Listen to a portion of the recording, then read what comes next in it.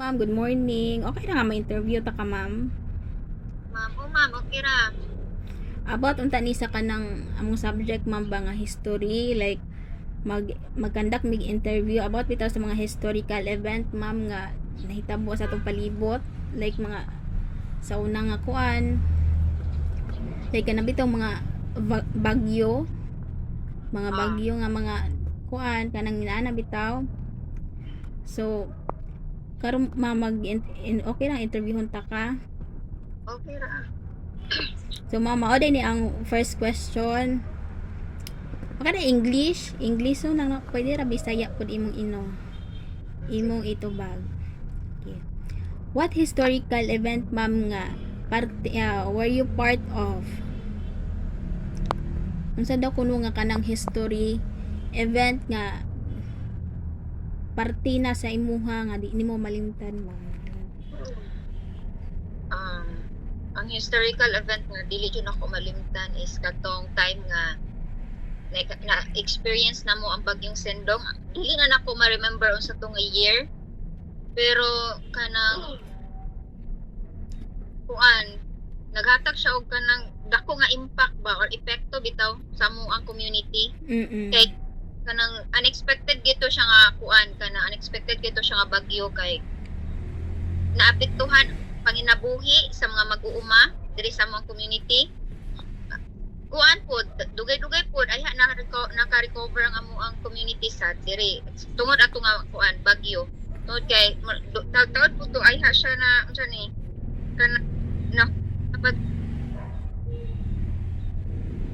I think isa po sa natuhan na kaya ay ang dako nga na apektuhan nato kay ang mga farmers, syempre kami kay usa ra taon namong panginabuhi.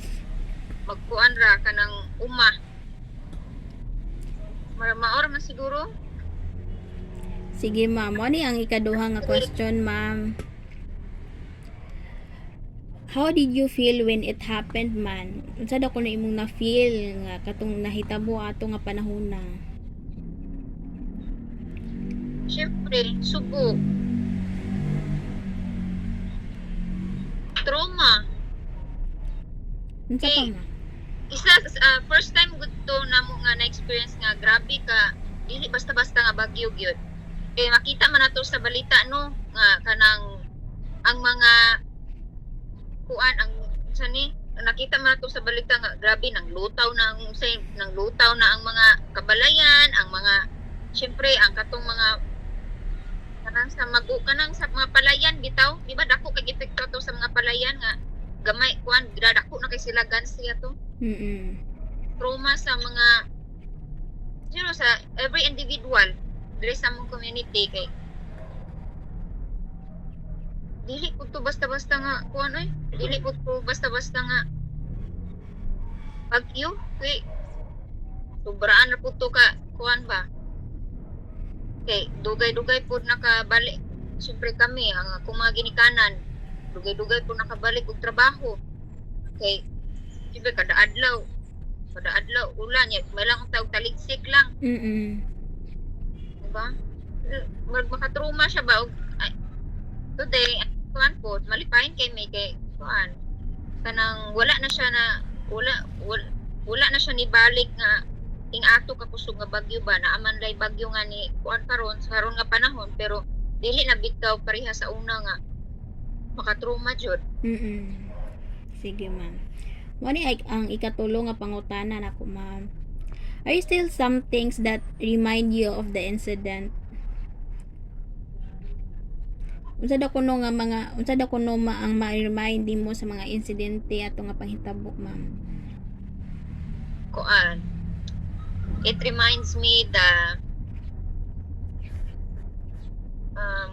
kindness of the people in our community.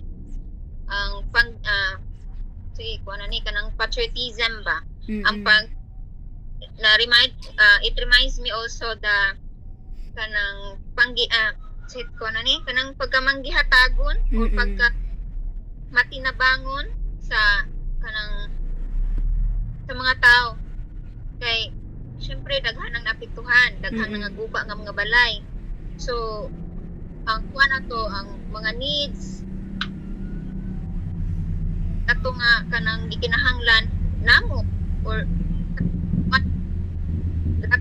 napituhan Mm. no di are kanang makita na mo ang kanang pagka